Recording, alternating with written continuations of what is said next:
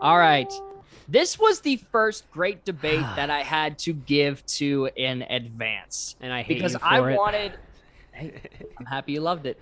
There's a lot of originality in the killers that are put in. They have backstories, they have abilities, they have a great sense of what that is. I want to point out that Grind Project says my name would be the rapper. Are you rapping people to death, Grind Project? I'm curious here. Lyrically or physically? I don't That'd be know. interesting. That is an interesting one. Yeah. Yes, we were all assigned to create our own Dead by Daylight killer. A backstory, while they look, their ability. I'm so excited for this because, again, creativity is what flows through the Rank King's Court's veins. And they're about to be spilt all over the ground in bloody fashion with this. I thought Coors Light spilled through your veins, but that's just I could be wrong on that one. That's a Third I plug would, of the show. Nice. if Coors would rather go through my veins, I'd happily accept it. So Now, what happens if we all have the same one like it happened? there's no way we're gonna. You Well- never know. You never know. Well, here's I the thing. swear. Here's the thing. Based on the order that Grind Project just gave, it's very possible we'll have some similarities come through. I don't know. Listen. This is. I would hope not. The order, of course, is Steph, Greg, Vo, and then myself. This is the first time I think for a while that I've gone last, and I'm fine with it. So Until we steal your Steph, idea. Yeah, really, that'll be fun. makes sense. Steph, you are up first. Okay. You are creating your own Dead by Daylight killer. Let's go. I went overboard with this. I'm gonna tell you now. Hey, we're totally cool with this because we did not. So by all means, Okay. Hey, you don't know. yeah. So, I took inspiration from ghost stories such as The Woman in White. Most similar associations are like La Llorona, things like that. Mhm. But I took it actually based off of a ghost story that comes from Altoona, Pennsylvania. Oh, okay. So Home story. All right. All I'm right. super. If you ask me about cryptids or ghosts, like, I'm gonna tell you about them. I'm I gonna know tell too much. Do you know what Pennsylvania's local cryptid is? No I do idea. not know. It's called Oh, it's called the Squanch. yeah. Thank And you. it is known, it's what it's known for is it is so ugly, all that it does is cry. You can only tell that the Squanch is nearby because you can hear it crying in the bushes. That is our cryptid. That sounds like Austin after too many Coors Lights. Austin, It's very New true Jersey gets the sometimes. Jersey Devil, West Virginia gets the Mothman, and we get Squanch. Which is interesting because it's another play on, for some reason, Rick and Morty has used the character of entitled Squanch or Squanchy, and all he does is just say, "Oh, we're gonna go Squanch." That's true, yeah. Oh, okay. Yeah. I was wondering It's why not that sounded even- familiar. Okay, that Yep, makes sense. It's now. not Rick and even Morty like is our cryptid. related in any way. But if I had to relate this to anything, Steph, I kind of think this would be going back to when we talked about Bill, the Left 4 Dead franchise, which is I want to say the witch. I want to say if that's right. It is a woman that literally is a creature that literally just sits and cries, and you're to avoid that.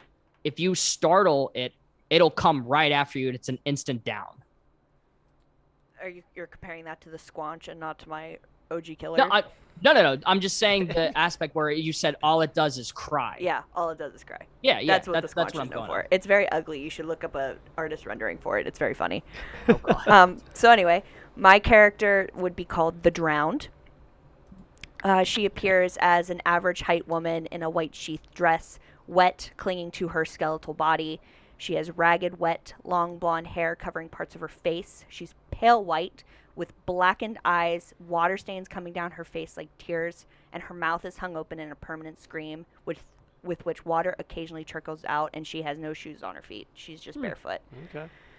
Her lore is her name was Frances Franny Burrell. She had it all. A beautiful home, a wonderful husband, and a beautiful little boy. In 1890 New York, that's all you could ask for. Until one day her husband came home with his mistress, forcing her out of the home she cultivated and keeping her child away from her. After being forced by her husband to enter Crotus Prun Asylum, which in 1890 was actually the equivalent of divorce, fun fact, she slowly lost her mind after being tortured by a nurse. I'm tying her in here. She eventually escaped, breaking into her former home and stealing her son in the dead of night. She took her baby boy to Russell Park Lake and held him under till the bubbles stopped. She left his lifeless body on the shore of the lake and then walked in, rocks weighing down the pockets of her white sheath dress. As she was running out of air, she came to her senses. Struggling to get back to the surface to try to save her baby, her strength left her. Just as her eyes were closing, a fog clouded her remaining vision, air filled her lungs, and she woke up in a place she didn't recognize. With strength she never knew in her old life, only one goal filled her mind. She had to find her baby, and she would kill anyone in her way. Wow. Okay. That's badass, actually. Yeah. So I included a new map, which would be Russell Park. Her difficulty rating would be intermediate. Her weapon would be called the Lachlan, which Lachlan is a Celtic word for meaning land of the lakes.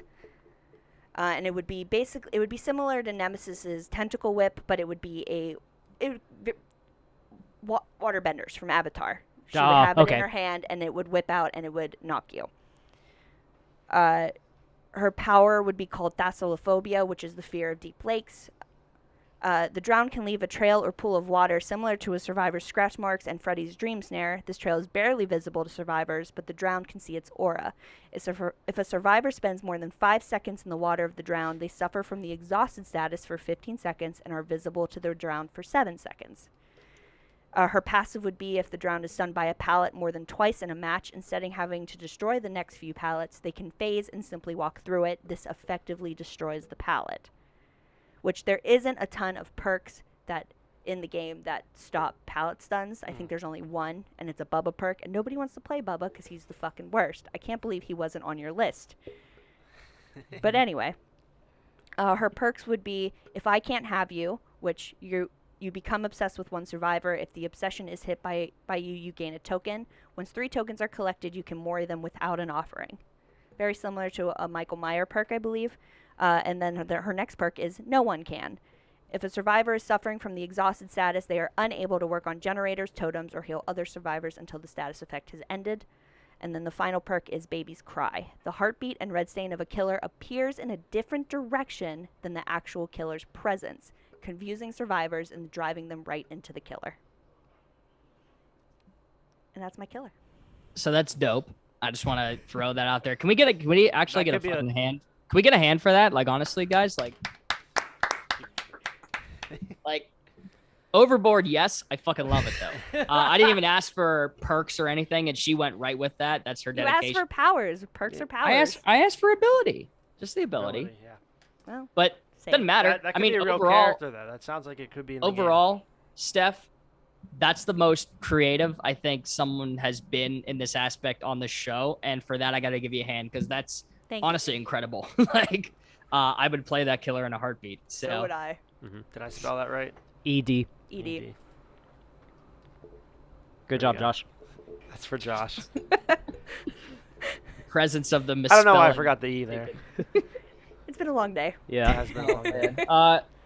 Also, shout out Grind Project. You give a shout out, Steph. That sounded sick. I did see that. Thank you. Mm-hmm. Love that. Was a good All one. right, Greg.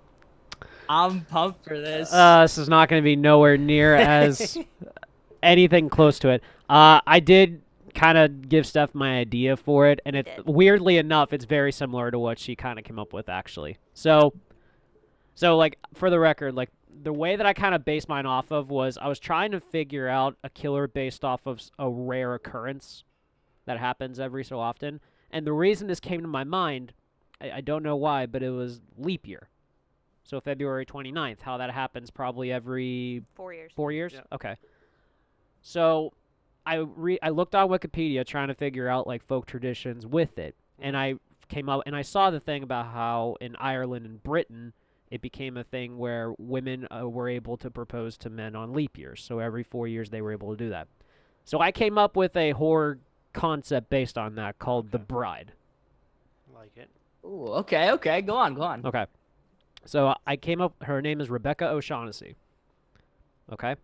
So picture it, if you will, a fair, Irish lass, freckled, glowing orange hair. All her life, she fell in love with a man that she waited until leap year until she could finally be able to propose to her. And apparently in Irish customs, there actually is punishment for not agreeing to the proposal. It's more like Oh monetary shit! issue. No, really. It's more monetary based, but it's nothing like too over the top. But Okay.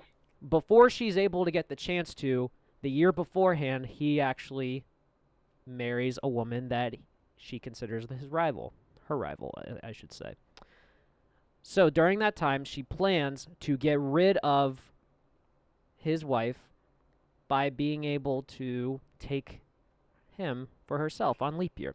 So on February 29th, what she does, she finds a old fisherman's net. Okay.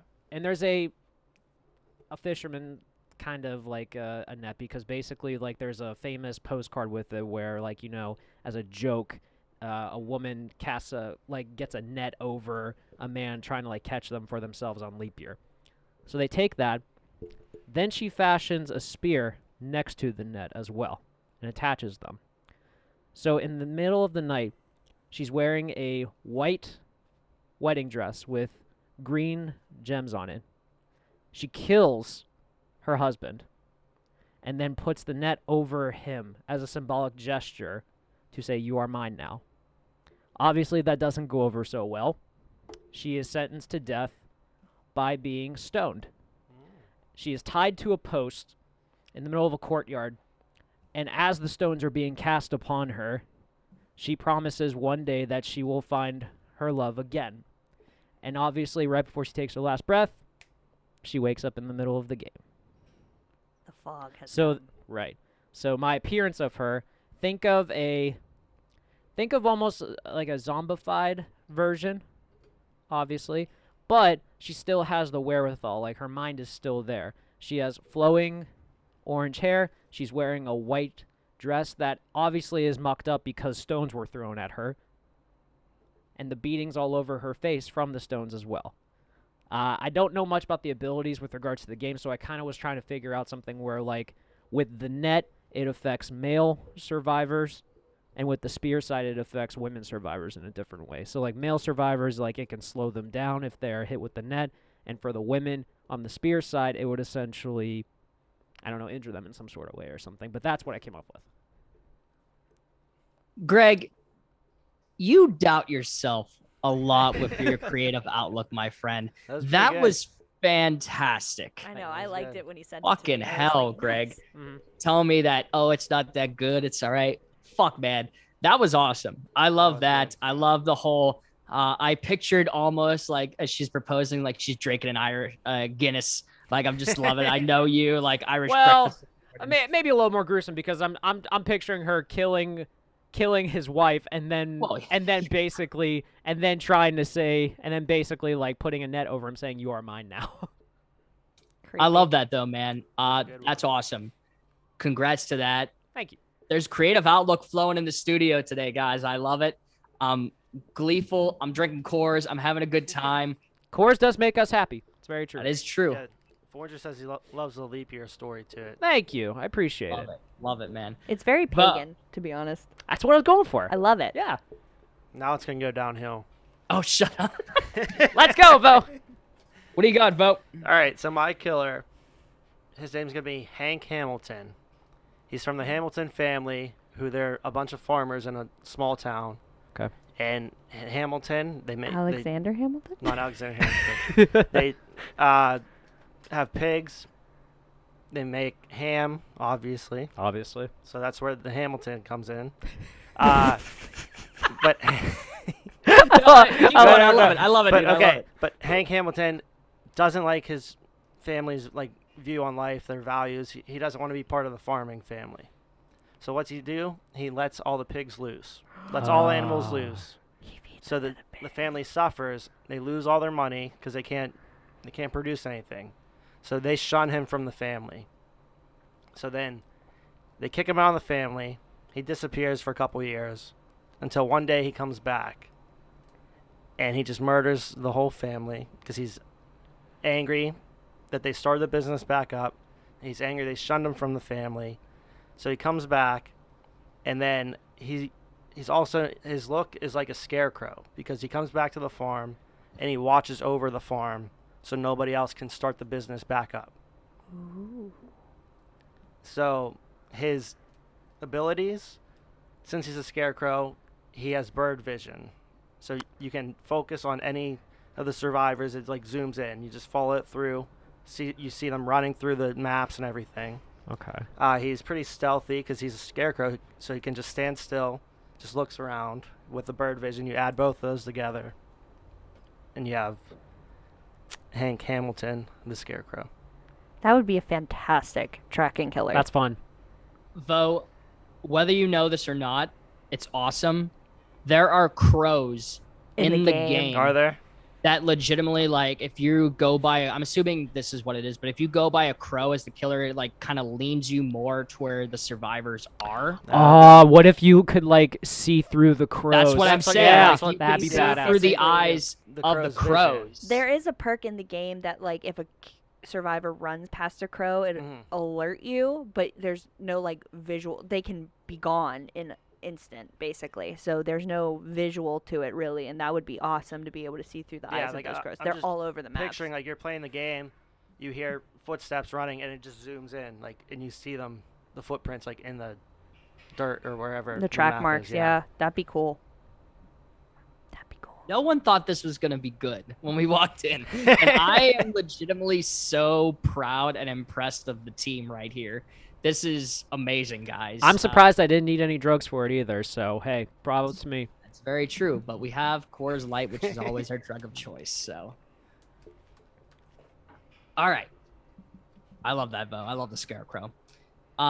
My killer is going to be known as the Wrangler. Okay. Okay. Is he wearing Wrangler jeans?